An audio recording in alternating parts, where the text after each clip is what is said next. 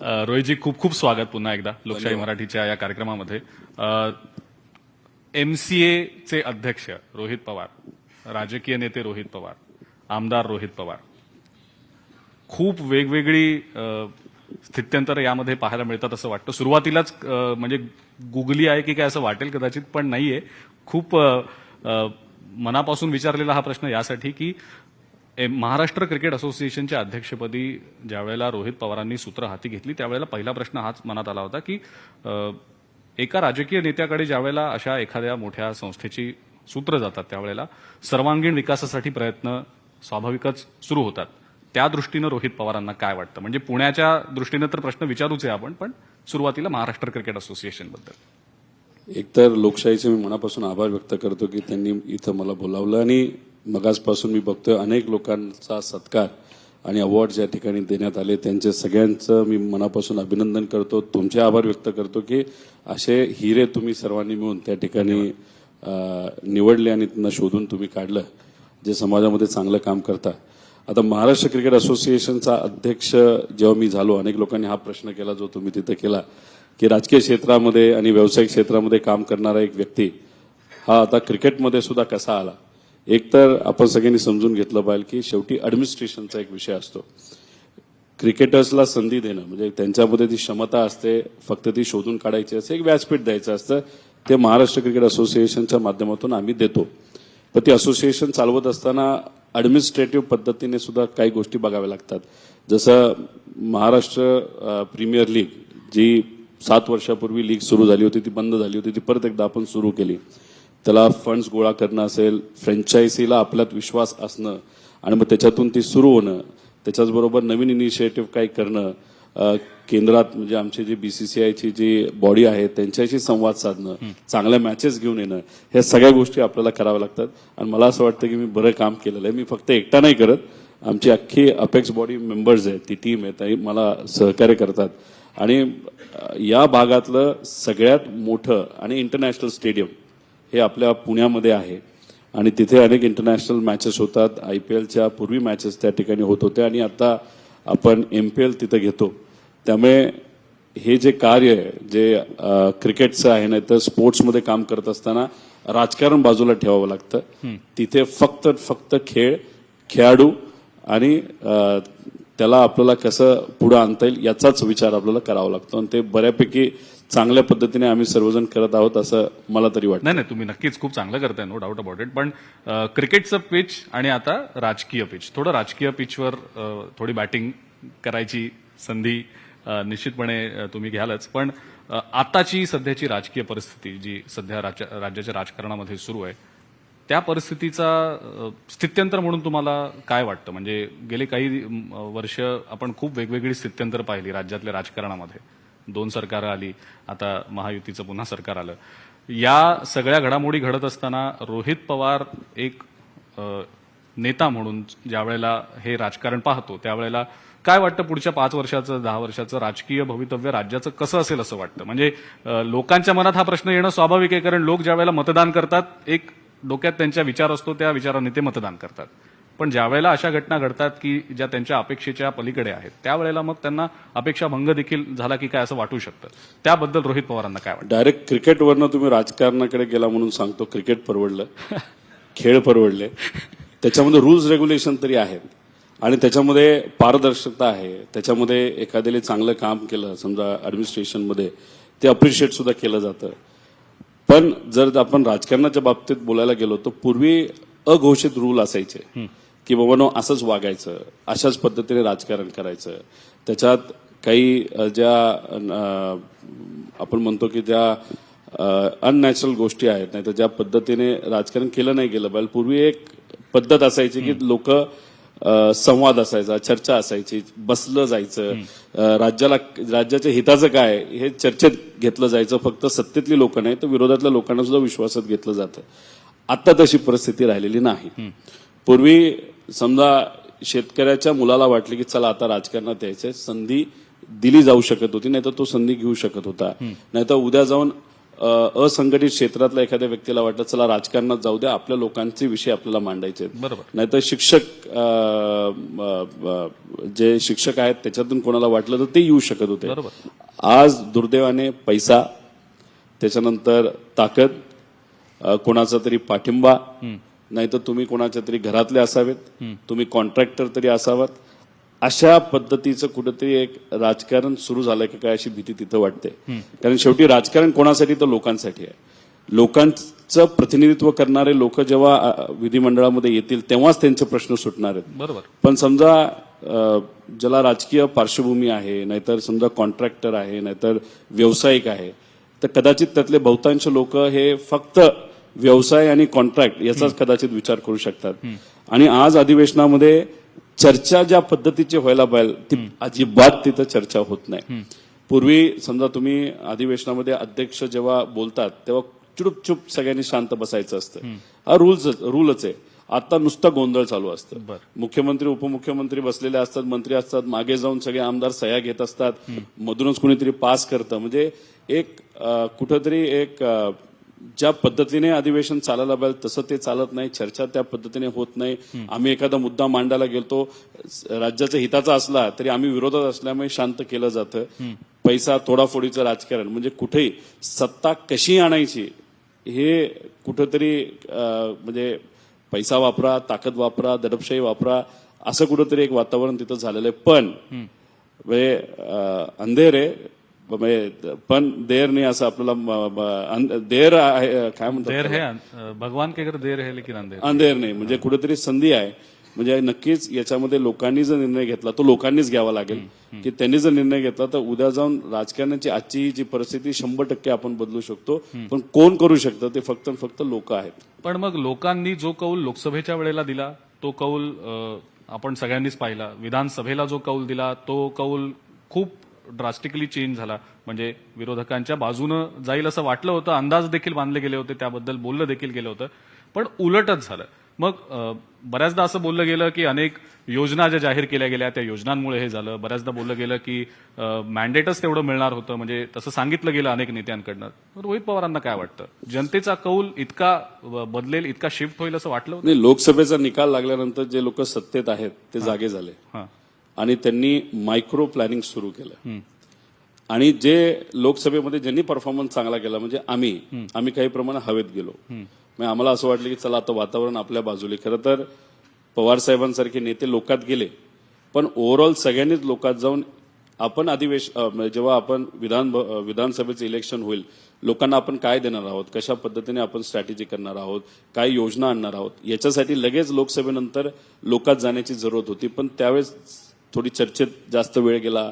आता आम्ही लोकसभेत आलो, आता विधानसभेत सुद्धा आम्ही तिथे येणार, अशा पद्धतीचं कुठंतरी वातावरण तिथे राहिलो. त्यामुळे विरोधक पण काही प्रमाणात कमी पडले आणि जे सत्तेत होते त्यांनी मायक्रो प्लॅनिंग करून त्याच्यामध्ये जर तुम्ही नंतरचा काळ बघितला त्याच्यामध्ये मोठ्या प्रमाणात राजकीय यंत्रणेच्या माध्यमातून असेल एक द्वेष निर्माण केला गेला. म्हणजे दोन समाजामध्ये तेढ निर्माण करण्याचा प्रयत्न केला. त्याच्याचबरोबर महिलांना टार्गेट कसं करायचं, मग शासकीय योजना आणून जशी लाडकी बहीण योजना त्याचा मारा मोठ्या प्रमाणात तिथं केला.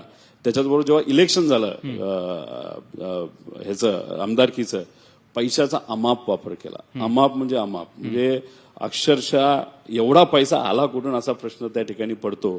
त्याच्याबरोबर तुम्ही जर बघितलं असेल तर अनेक गुंड प्रवृत्तीची लोक हे नेत्यांबरोबर दिसायला लागले. म्हणजे त्याचा वापर टीव्हीवर सुद्धा बघा, नाही तर तुम्ही सोशल मीडिया बघा. आम्ही सुद्धा तो मुद्दा मांडला होता की अशा प्रवृत्तीच्या लोकांना तुम्ही घेऊन फिरला, ठीक आहे, तुम्ही दबाव आणू शकता, काही प्रमाणात दबाव सुद्धा आणला गेला.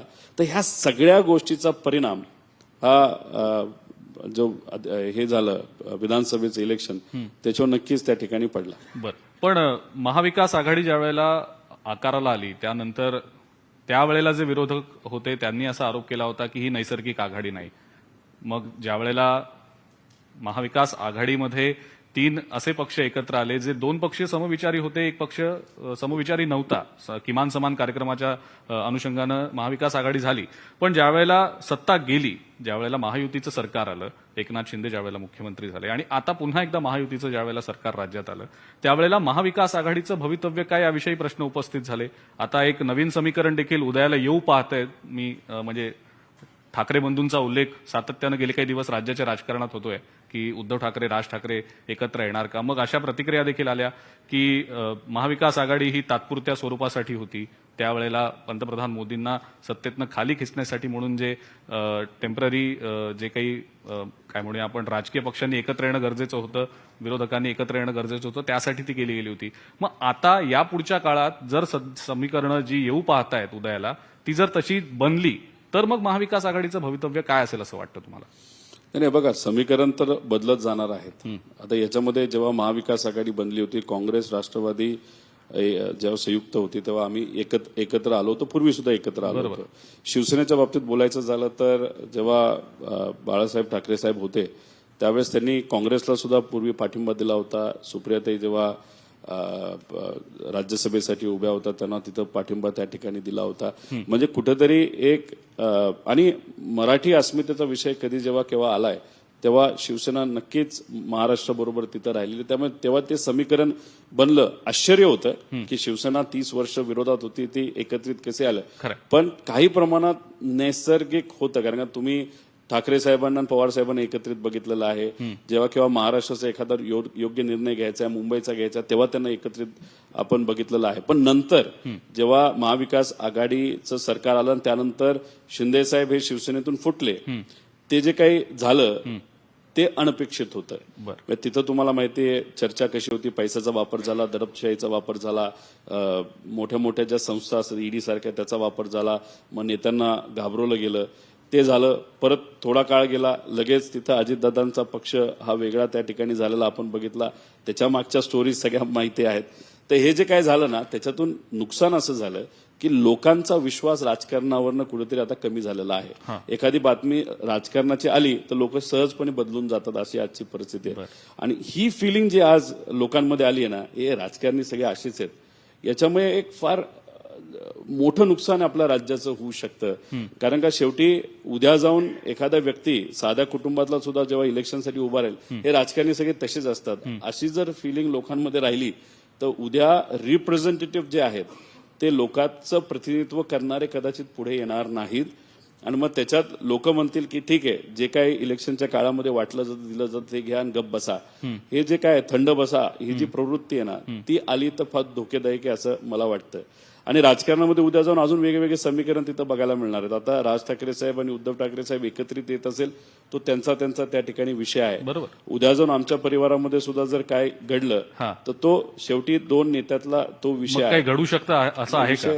मी तर साधा आमदार आहे, मी पदाधिकारी सुद्धा नाही. शेवटी निर्णय पवार साहेब आमच्या पक्षाकडनं आणि अजितदादा हे त्या पक्षाकडनं निर्णय तिथे घेणार आहेत. ते जेव्हा घेतील आणि सुप्रियाताई जेव्हा त्या ठिकाणी पुढाकार घेतील त्यानंतरच त्या गोष्टी आपल्याला बघायला मिळतील. पण काय नक्की घडू शकतं एक थोडी झलक सांगा. प्रेक्षक लाईव्ह बघतायत कार्यक्रम. नाही, गेल्या 5 वर्षामध्ये इतक्या गोष्टी घडल्यात, उद्या जाऊन कुठेही काही घडू शकतं राजकारणामध्ये असं आपल्याला म्हणावं लागेल. आता काही गोष्टी लोक स्वागत करतील आणि काही गोष्टीचं लोक स्वागत करणार नाही.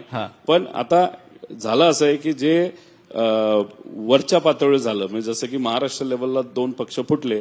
आता दुर्दैव असं आहे की नगरपालिका, नगरपंचायत, त्याच्याबरोबर जिल्हा परिषद आणि साधी पंचायत समिती सुद्धा तिथं सुद्धा आता फोडाफोडी सुरू झालेली आहे.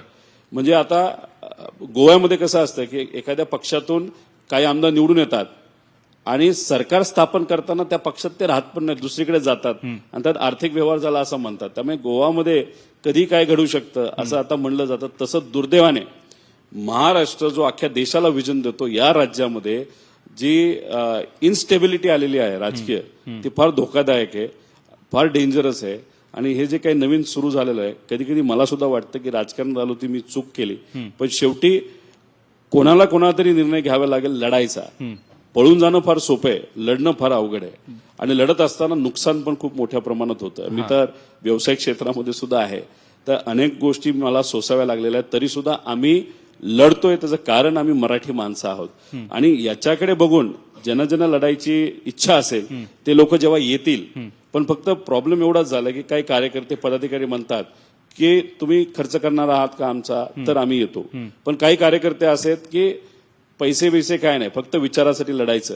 असे विचारासाठी लढणारे कार्यकर्ते जेव्हा एकत्रित होतील आणि त्यांना जेव्हा लोक पाठिंबा देतील आर्थिक लाभ डोक्यात न घेता तेव्हा कुठेतरी मला असं वाटतं की राजकारण नाही, पण ज्या वेळेला राज ठाकरे आणि उद्धव ठाकरे एकत्र येण्याच्या चर्चा समोर आल्या त्यावेळेला नंतर अशी पण चर्चा सुरू झाली लगेचच की मग दोन राष्ट्रवादी एकत्र होणार का? कारण देखील त्यासाठी सांगितलं गेलं की 25-30 दिवसात अजित पवारांच्या आणि शरद पवारांच्या वेगवेगळ्या विषयांसाठी मिळून 3-4 बैठका झाल्या आणि मग कदाचित तेही होऊ शकेल की काय.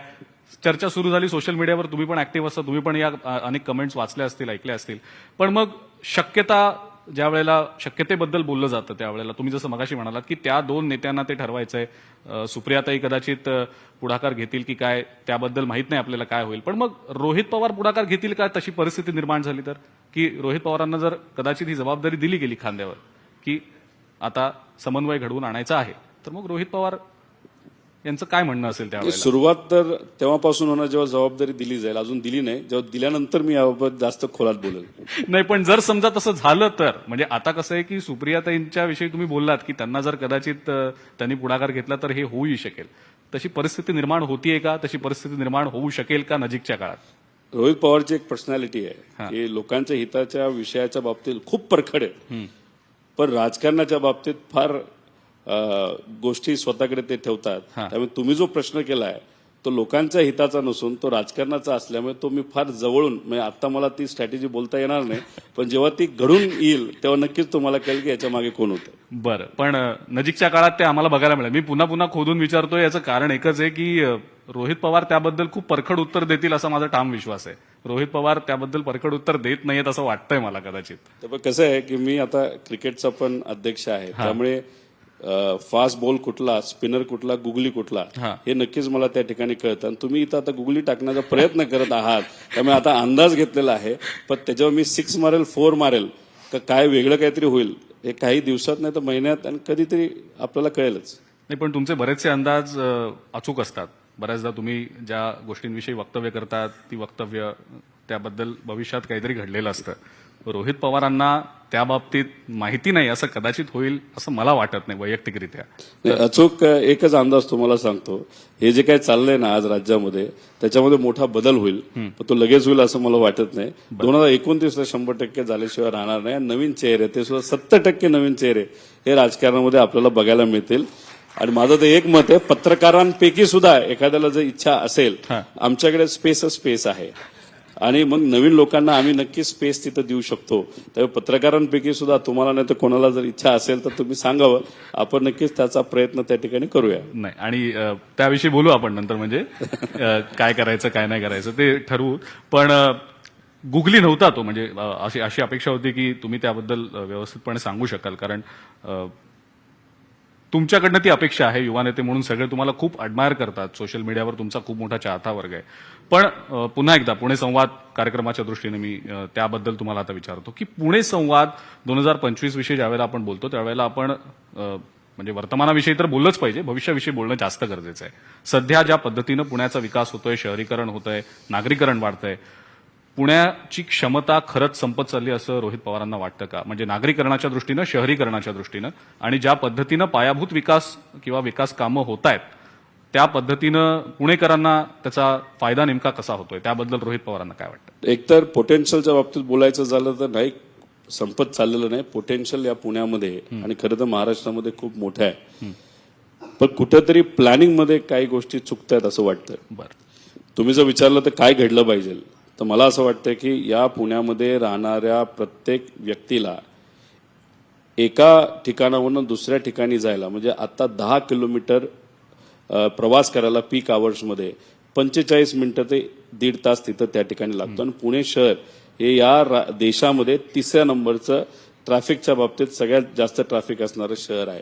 त्यामुळे उद्या जाऊन जेव्हा पूर्वी आपल्याला हडपसर ते बाणेर जायला 15 ते 20 मिनिटं लागायचे, तशी परिस्थिती पुण्यामध्ये आपल्याला आणण्यासाठी प्रयत्न करावे लागतील.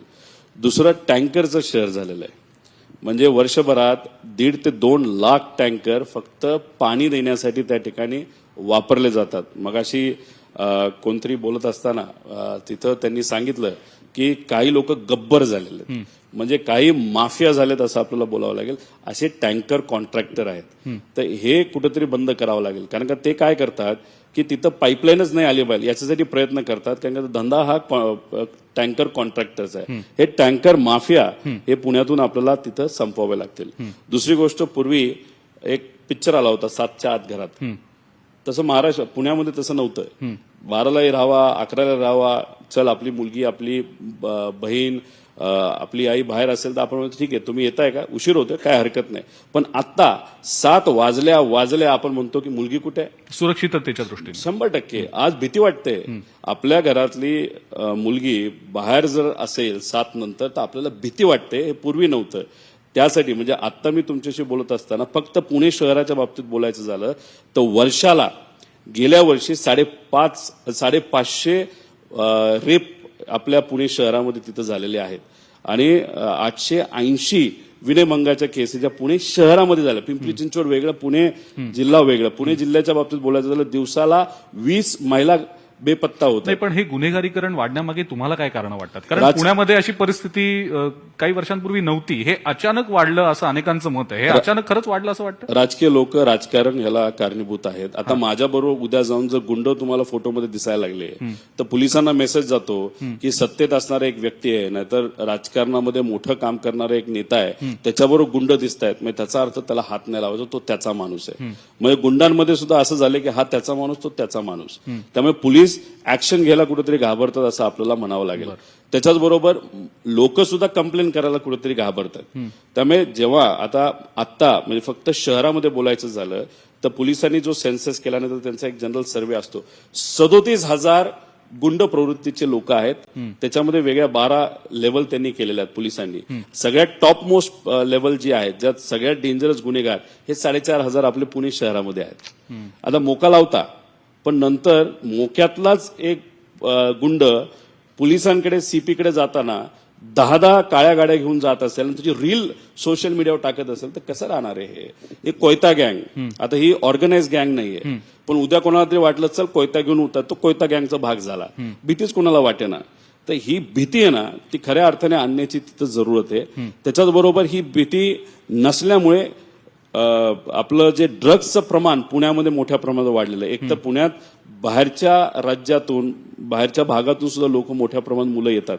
ड्रग्सचं प्रमाण मोठ्या प्रमाणात आपल्या या पुणे शहरामध्ये तिथं वाढलेलं आहे. त्यामुळे याच्यावर सुद्धा कुठेतरी आळा घालण्याची जरूरत आहे. यात राज्यकर्त्यांनी पुढाकार घेण्याची जरूरत आहे. त्याच्याच बरोबर मोठे नेते आहेतच, पण छोटे जे नेते असतात जसे की छोकळ नगरसेवक आहेत. आता काही नगरसेवक खूप चांगले आहेत, पण काही नगरसेवक हे स्वतः माफिया आहेत. टँकर माफिया, वाळू माफिया, अजून कुठं काही एखादं काम करायचं असेल त्यांना विचारल्याशिवाय काम करायचं नाही. हे कुठंतरी ती प्रथा आपल्याला मोडून काढावी लागेल. आणि दुसरं मला एक कळत नाही, जेव्हा एखादा नेता काम करतो तो स्वतःच्या डोक्याला आणि अधिकाऱ्याच्या डोक्यालाच काम करतो. मला असं वाटतं की आर्किटेक्चरल असोसिएशनला विश्वासात घ्या. शैक्षणिक असोसिएशन ज्या असतील, ज्या विविध संस्था असतील त्यांना तुम्ही विश्वासात घ्या. बिल्डर असोसिएशनला घ्या. त्याच्यावर क्रीडा एक चांगली असोसिएशन आहे. आणि सामाजिक जसं सानेताई आहेत, अजून काही झाडांवर काम करणारे, ह्या लोकांना तुम्ही विश्वासात घेऊन एक कमिटी जेव्हा फॉर्म कराल आणि पुणे कसं पाहिजे या कमिटीला तुम्ही डॉक्टरांना विश्वासात घ्या. यांच्याकडनंच काही चांगले इनपुट्स तिथे येणार आहेत. हे इनपुट जेव्हा एकत्रित केले जातील तेव्हा विजन डॉक्युमेंट केलं जाईल. आता पीएमआरडीएचा जो नकाशा आहे 5 वेळा फायनल झाला आणि कॅन्सल झाला. आता परत लास्ट वेळा कॅन्सल झाला.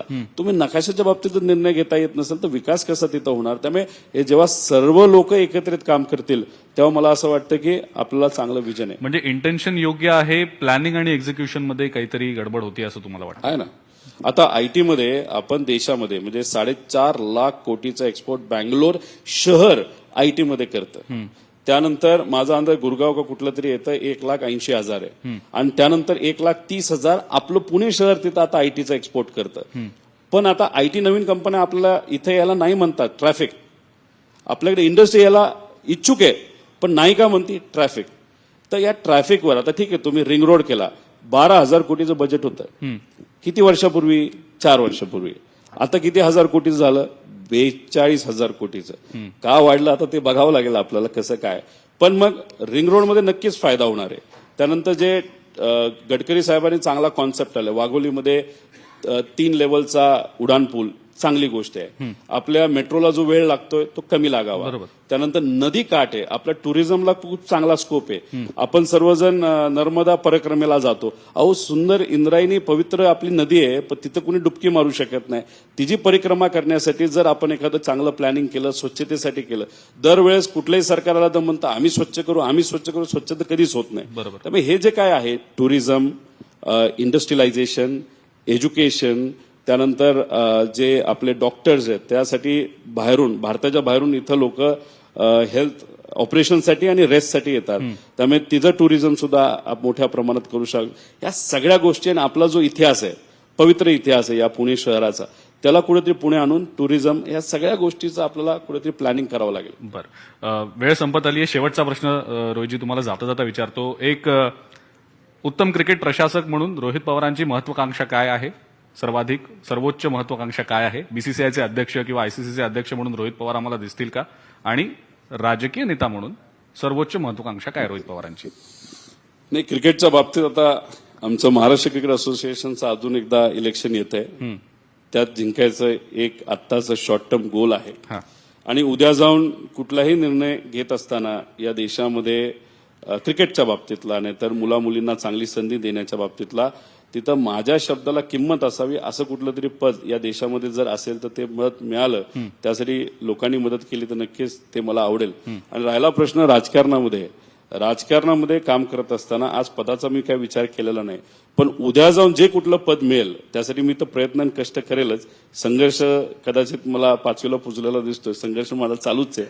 पण संघर्ष करत असताना जे शेवटचं सर्वोच्च कुठलं पद असेल ते असं पद असावं की उद्या जाऊन कुठलाही व्यक्ती, मोठा इंडस्ट्रियलिस्ट असू नाही तर साधातला साधा माणूस जर मला तिथं भेटला आणि त्याच्या कामासाठी जर एखादा फोन अधिकारी, नेता नाही तर कोणालाही केला तर एका मिनिटात ते काम झालं पाहिजे अशी ताकद त्या फोनमध्ये असावी. आणि त्या फोनमध्ये ताकद येण्यासाठी जे कुठलं पद असेल ते मिळावं एवढीच माझी त्या ठिकाणी इच्छा आहे. बरंच तुम्ही सूचित केलं त्या एका शेवटच्या वाक्यानं. पण रोहितजी खूप खूप धन्यवाद. तुम्ही लोकशाही मराठीच्या या पुणे संवाद 2025 कार्यक्रमामध्ये वेळात वेळ काढून आलात आणि अगदी दिलखुलासपणे उत्तरं दिलीत अनेक वेगवेगळ्या मुद्द्यांवर. खूप खूप थँक्यू. धन्यवाद.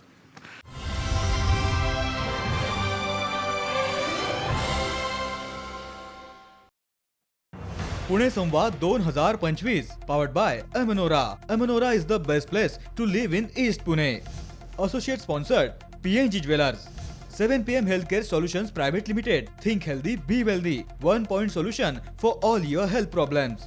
Helios Ortho Joint, specialist for robotic joint replacement and sports injury. Pune and PCMC. Jadhavar group of institute. बलबुद्धी आणि सदविचारासाठी शिक्षण. पुणे, महाराष्ट्र, भारत. श्री भवानी माता ॲस्ट्रो सेंटर. 1990 सालापासून KG to PhD विश्वासार्ह उच्च शैक्षणिक परंपरा लाभलेल्या पिंपरी चिंचवड एज्युकेशन ट्रस्टचे पिंपरी चिंचवड विद्यापीठ. नम्मा होमिओपॅथी, आरोग्य संजीवनी. शेअर मार्केट मला शिकायचंय, आयुष्यात मोठं व्हायचंय. Bharati share market classes, share market शिकवणारे भारतातील अग्रगण्य ट्रेनिंग इन्स्टिट्यूट आणि महाराष्ट्र इंडस्ट्रियल डेव्हलपमेंट कॉर्पोरेशन. लोकशाही मराठी ऐका, पहा, जागरूक रहा.